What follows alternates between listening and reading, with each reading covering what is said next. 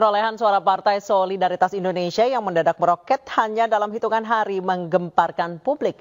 Politisi PSI Syahril Tanzil akan menggugat pihak-pihak yang dianggap telah memfitnah PSI. Sementara Komisioner KPU meminta masyarakat menunggu hasil rekapitulasi resmi KPU.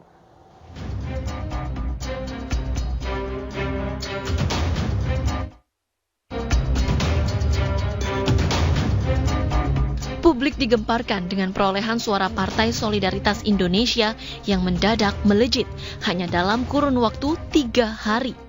Hingga Minggu siang, di situs resmi KPU perolehan suara partai berlambang mawar ini telah menyentuh angka 3,13%. Sementara pada hasil hitung cepat atau quick count sejumlah lembaga survei, suara PSI lebih sedikit dari real count KPU. Litbang Kompas mencatat PSI meraup 2,81% suara.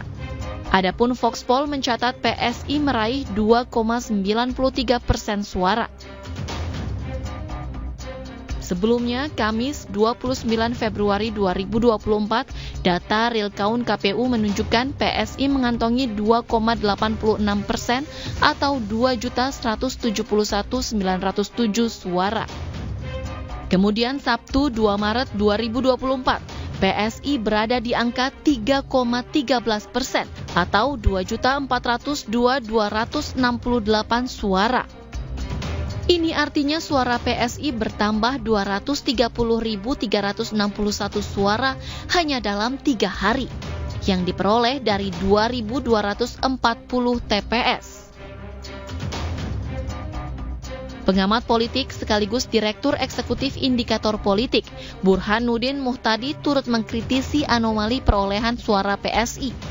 Melalui cuitan di akun X, Burhan berpesan kepada PSI untuk menerima lapang dada ketimbang berhasil lolos ke parlemen, namun menimbulkan delegitimasi terhadap hasil pemilu 2024. Anomali tidak hanya terjadi di PSI, tetapi juga Partai Gelora.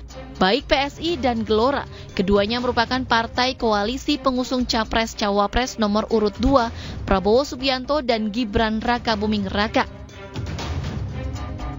Politisi PSI Syahril Tanzil menegaskan pihaknya tidak pernah melakukan jual beli suara.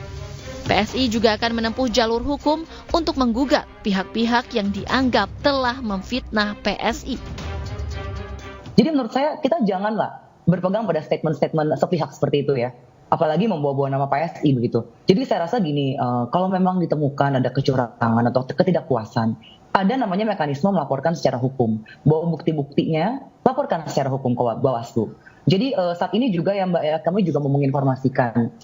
Sepertinya nih orang hanya gerah dengan PSI. Padahal saya hitung-hitung kita nih naik cuma 0,5%. Kecil sekali Mbak itu angkanya. Saat ini ya PSI akan menggugat orang-orang yang membawa narasi, memfitnah PSI, melakukan kecurangan. Kalau memang yang mengatakan itu tidak membawa bukti, ya tentunya kami akan proses hukum. Sementara itu KPU menyebut pihaknya masih belum memahami lonjakan suara tersebut dan meminta masyarakat menunggu hasil rekapitulasi suara resmi KPU. Sebelumnya dalam berbagai kesempatan, PSI percaya diri partai yang dipimpin putra bungsu Presiden Jokowi, Kaesang Pangarep ini akan lolos melenggang ke Senayan. Adapun ambang batas parlemen untuk masuk ke DPR RI, parpol harus mengantongi minimal 4% suara sah nasional. Tim Liputan iNews melaporkan.